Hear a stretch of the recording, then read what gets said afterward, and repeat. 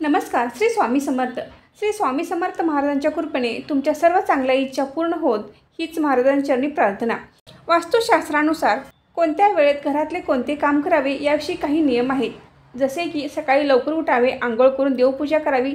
अशाच प्रकारे घरातील फरशी पुसण्यासाठी देखील काही नियम आहेत. कोणत्या वेळेत फरशी पुसणे लाभदायक असते, कोणत्या दिवशी फरशी पुसल्याने देवी लक्ष्मी नाराज होते, त्याचबरोबर फरशी कशी पुसावी, घराची स्वच्छता कोणत्या वेळेत केल्याने घरामध्ये बरकत येते, सुख समृद्धीत वाढ होते, घरातील व्यक्तींचे आरोग्य चांगले राहते. घरातील फरशी पुसताना आपण काही चुका केल्यावर देवी लक्ष्मी नाराज होते आणि अशा घरामध्ये कधीच प्रवेश करत नाही. तर मग घरातील फरशी कोणत्या वेळेत पुसावी आणि कशी पुसावी हे आपण आजच्या व्हिडिओमध्ये जाणून घेऊ. महिलांनी घरातील फरशी पुसत असताना किंवा झाडू मारत असताना या चुका कधीच करू नयेत. नाहीतर अशा घरामध्ये कधीही बरकत होणार नाही, सुखाचा अंत होईल, गरिबी वाढेल. शास्त्रानुसार झाडूला देवी लक्ष्मीचे रूप मानले जाते. घरातील घाण कचरा आपण या झाडूने स्वच्छ करत असतो. घरातील कोपऱ्यातील घाण आपण झाडूने स्वच्छ करतो आणि फरशी पुसून घर स्वच्छ करत असतो. त्यामुळे घरातील नकारात्मकता निघून जाते आणि घरामध्ये सकारात्मक वातावरण तयार होते.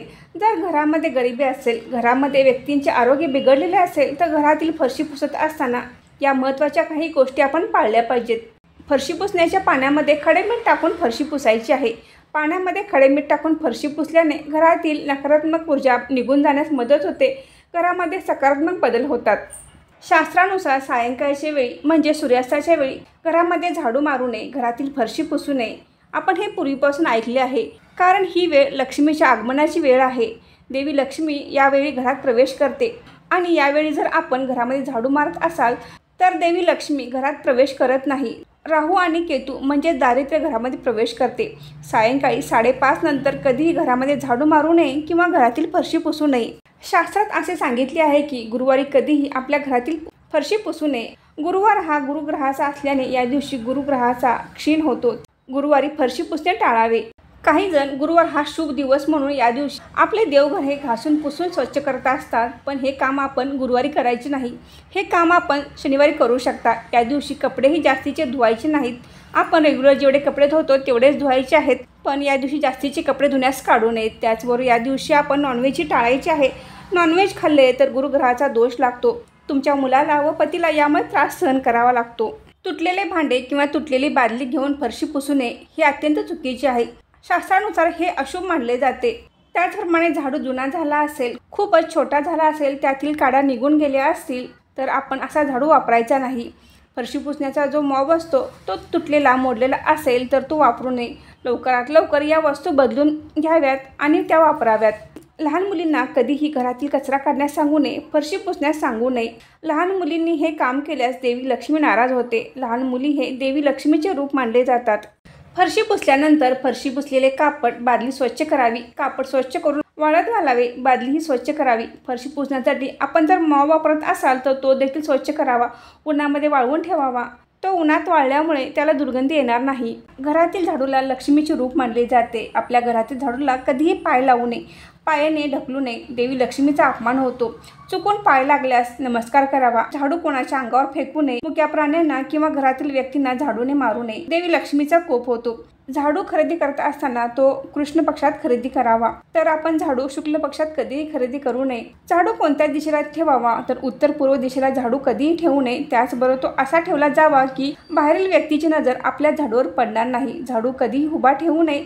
त्याचबरोबर 2 झाडू एकत्र ठेवू नयेत. 2 झाडू एकत्र ठेवल्यामुळे घरात भांडणे होतात, तर आपण 2 झाडू एकत्र ठेवू नये.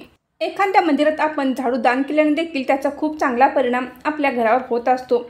कोणत्याही शुभ दिनी आपण झाडू खरेदी करायचा आहे आणि तो झाडू आपण एखाद्या मंदिरात शुभ दिवस बघून गुप्तपणे दान करायचा आहे. असे झाडू जर आपण मंदिरात दान करणार असाल तर आपल्याला 3 झाडू घ्यायचे आहेत आणि तेच गुप्तपणे मंदिरामध्ये दान करायचे आहेत. यामुळे आपल्या घरामध्ये बरकत होते आणि देवी लक्ष्मीची कृपा देखील आपल्या घरावर राहते. नवीन घरात प्रवेश करत असाल किंवा नवीन घर तुम्ही घेतले असेल तर त्या घरामध्ये पहिल्यांदा जात असताना त्या घरामध्ये आपण प्रवेश करताना पहिल्यांदा झाडू घेऊन जायचं आहे. यामुळे नवीन घरामध्ये सुख समृद्धी येते. गुरुवार सोडून तुम्ही कोणत्याही दिवशी आपल्या घराची साफसफाई करू शकता, फरशी पुसू शकता. ज्या घरामध्ये स्वच्छता असते, जेथे देवी लक्ष्मीचा आदर केला जातो, त्या घरामध्ये देवी लक्ष्मी कायम वास करते. ते घर सुख समृद्धीने भरून जाते. आपल्या घरामध्ये बरकत राहावी, सुख समृद्धीने आपले घर भरून जावे घरातील नकारात्मक ऊर्जा निघून जावी, घरातील व्यक्तींचे आरोग्य चांगले राहावे यासाठी फरशी पुसण्याच्या पाण्यामध्ये आपण एक वस्तू मिक्स करायची आहे। यामुळे घरातील नकारात्मकता तर निघून जाणार आहेच, त्याशिवाय घरातील व्यक्तींचे आरोग्यही चांगले राहणार आहे। यासाठी आपल्या फरशी पुसण्याच्या पाण्यामध्ये कडुलिंबाची पाने टाकायची आहेत आणि या पाण्याने आपल्या घरातील फरशी पुसायची आहे। तुम्हाला जर या पाण्यामध्ये कडुलिंबाची पाने टाकायची नसतील तर तुम्ही आदल्या दिवशी एका बादलीत पाणी भरून त्यामध्ये कडुलिंबाची पाने टाकून रात्रभर ती बादली तशीच ठेवावी आणि दुसऱ्या दिवशी फरशी पुसत असताना ती पाने बाजूला करावीत आणि उरलेल्या पाण्याने फरशी पुसावी। कडुलिंबाची पाने घातलेली पाणी आपण उकळून ठेवले आणि ते रोज थोडे थोडे फरशी पुसण्याच्या पाण्यात टाकून त्याने फरशी पुसली तरी देखील चालेल। कडुलिंबाची पाने वापरल्यामुळे तुमच्या घरावर असलेली वाईट नजर नाहीशी होईल। तुम्हाला जर तुमच्या घरावर असलेली वाईट नजर नाहीशी करायची असेल तर या पाण्याचा वापर जरूर करावा। आपल्या घरातील कोणतीही व्यक्ती कामासाठी बाहेर पडत असते त्यावेळी ते घरातून बाहेर पडल्यानंतर लगेच झाडू मारू नये किंवा फरशी पुसू नये। त्याचबरोबर आपल्या घरातील व्यक्ती घरातून बाहेर पडल्यानंतर लगेच दरवाजा बंद करू नये। यामुळे त्या व्यक्तीच्या घरातील पाऊल खुणा पुसल्या जातात। कोणत्याही कामासाठी बाहेर गेले असले तर त्यामध्ये अपयश येण्याची शक्यता असते। त्यामुळे घरातील व्यक्ती बाहेर गेल्यानंतर थोडा वेळ थांबा, एखादे छोटे काम करा आणि मगच घराची स्वच्छता करा। आपण आपल्या घराची स्वच्छता ही सकाळी करावी। सकाळी 6 वाजल्यापासून आपण घराची स्वच्छता करू शकता। सकाळी उठल्या उठल्या आपण काही फरशी पुसू शकणार नाही तर 9 वाजल्यापासून 12 वाजेपर्यंत कधीही तुम्ही फरशी पुसू शकता। ब्रह्ममुहूर्तावर उठून देखील आपण आपल्या घराची स्वच्छता केली तरी देखील चालेल, कारण यावेळी देवी लक्ष्मीच्या आगमनाची वेळ असते। आपले घर स्वच्छ करणे शक्य नसेल तर आपल्या अंगणामध्ये तर आपण स्वच्छता करू शकतो। आपण आपल्या अंगणामध्ये झाडू मारावा, थोडे पाणी शिंपडावे, यामुळे देवी लक्ष्मी प्रसन्न होऊन आपल्या घरामध्ये प्रवेश करते। घरातील फरशी पुसत असताना एक गोष्ट लक्षात ठेवली पाहिजे की आपण ज्या झाडून काढत असतो त्याच दिशेने आपण फरशी पुसायची आहे। आपण दक्षिण दिशेपासून कधीही झाडून काढू नये किंवा फरशी पुसण्यास सुरुवात करू नये।